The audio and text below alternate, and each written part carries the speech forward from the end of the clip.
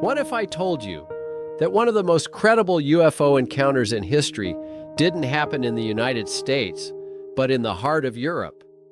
What if I told you the Belgian government itself admitted something unknown was flying in its skies, backed by thousands of witnesses, radar confirmations, and even fighter jet chases? This is not science fiction. This is the true story of the Belgian UFO Wave, a mystery that began on a cold night in November 1989 and shook Europe for more than a year. Stay with me, because what happened over Belgium remains one of the most compelling UFO cases ever recorded. The first night, November 29th, 1989. The story begins in Eupen, a quiet Belgian town near the German border.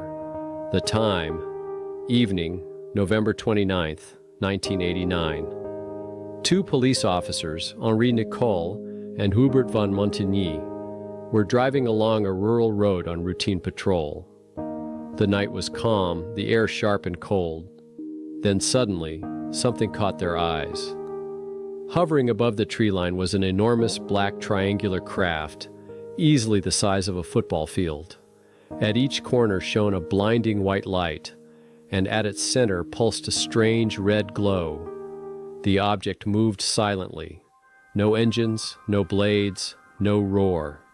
It just floated, as if suspended on invisible threads.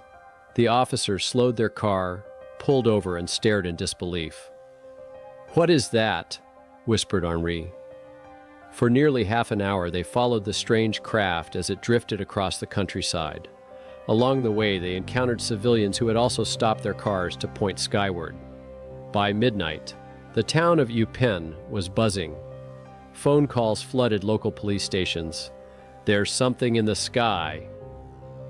That single night, over 150 witnesses described the same object.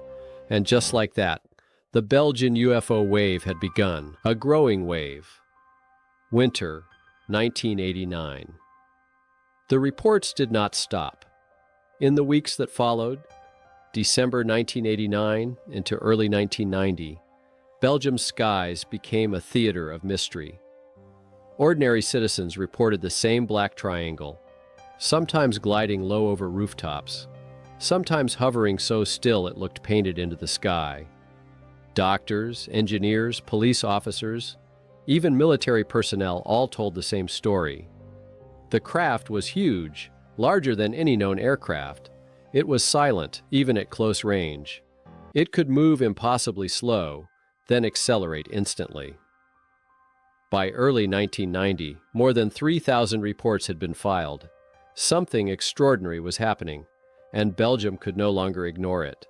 March 30th to 31st, 1990, the night of the jet chase. Then came the night that changed everything. On March 30th, 1990, around 11 p.m., multiple calls poured into police stations near Wavre, east of Brussels. Civilians reported seeing large triangular objects with glowing lights moving across the clear sky. This time, the Belgian Air Force took immediate action. Two F-16 fighter jets scrambled from Belgian Air Base. Their mission: intercept the unknown objects. What happened next is burned into Belgian military history. Ground radar at Glans and Semerzaki tracked multiple unknown objects. The F-16s locked onto targets. The radar confirmed impossible maneuvers. One object dropped from 10,000 feet to 500 feet in under 5 seconds. Others accelerated from 150 miles per hour to over 1,100 miles per hour almost instantly. These weren't maneuvers any known aircraft could perform. The G-forces alone would have killed a human pilot. One jet pilot later described it: "We had the target on radar, then it vanished. Seconds later, it reappeared behind us." Meanwhile, on the ground, hundreds of civilians watched strange lights dart across the sky. Their testimony matched the radar chase in real time. By dawn, the Belgian Air Force had 9 separate radar confirmations. The conclusion was chilling. Something unknown and highly advanced was in Belgian airspace. The government speaks out. Unlike most governments that bury UFO encounters in secrecy, Belgium did something shocking. They admitted the truth. On April 1, 1990, Colonel Wilfried de Brouwer, Chief of Operations of the Belgian Air Force, held a press conference. Cameras rolled as he declared, "Something has been flying in our skies. We do not know what it is. It displayed flight behavior beyond the capability of any known aircraft, but we cannot confirm it is extraterrestrial." It was one of the most transparent government statements on UFOs in history. Belgium, a small European country, was suddenly at the center of a global mystery, the famous photograph. Soon after, another piece of evidence seemed to cement the mystery. A photograph taken in April 1990 in the town of Petit-Rachin showed a clear triangular craft with bright corner lights and a glowing center. For years, it was hailed as the best UFO photo ever taken. Experts examined it and declared it genuine. Newspapers worldwide published it. But in 2011, 2 decades later, the photographer confessed it had been a hoax made from a model with lights attached. The revelation was embarrassing, but it didn't erase the credibility of thousands of real witnesses or the military's radar logs, theories, and rumors. So what exactly happened over Belgium? Theory 1. Secret U.S. technology.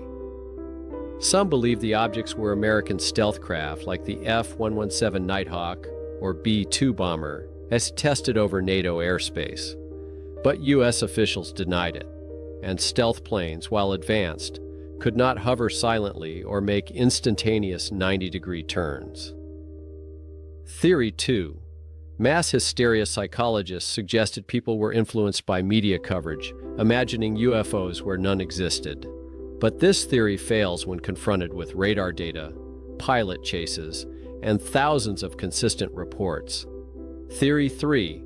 Misidentifications, helicopters, blimps, or bright stars mistaken for UFOs. Yet, how could so many independent witnesses describe the same silent triangular craft, backed by radar confirmation? Theory 4. Extraterrestrial craft. The most controversial explanation, that the triangles were not from Earth. Their size, silence, and impossible movements suggested something far beyond human engineering. Even Colonel de Brouwer himself admitted years later, the phenomenon was real and unexplained. We cannot say it was extraterrestrial, but it was not conventional either. The fade of the mystery. By late 1990, the sightings began to decline. A few trickled into 1991, but the Great Wave had ended. In total, Belgium recorded 13,500 witnesses, 2,600 detailed written reports, 9 radar interceptions, dozens of official investigations. It remains one of the most well-documented UFO waves in modern history. The legacy. The Belgian UFO wave changed how the world viewed UFOs. Unlike Roswell, shrouded in secrecy, or the Phoenix Lights, debated for decades, Belgium's case stands out for transparency. The military didn't deny it. The public didn't dismiss it. The media didn't ridicule it. Instead, Belgium openly admitted something unexplainable flew in its skies. Epilogue. The unanswered question. It's been more than 3 decades since those black triangles haunted Belgian skies. Were they secret military projects? Were they an atmospheric illusion? Or were they truly visitors from beyond? The answer remains hidden. But for those who stood in the fields of Eupen, Wavre, and Brussels, staring up at a silent triangle gliding across the stars, one truth is undeniable. Something was there, something real. And to this day, no one can explain it.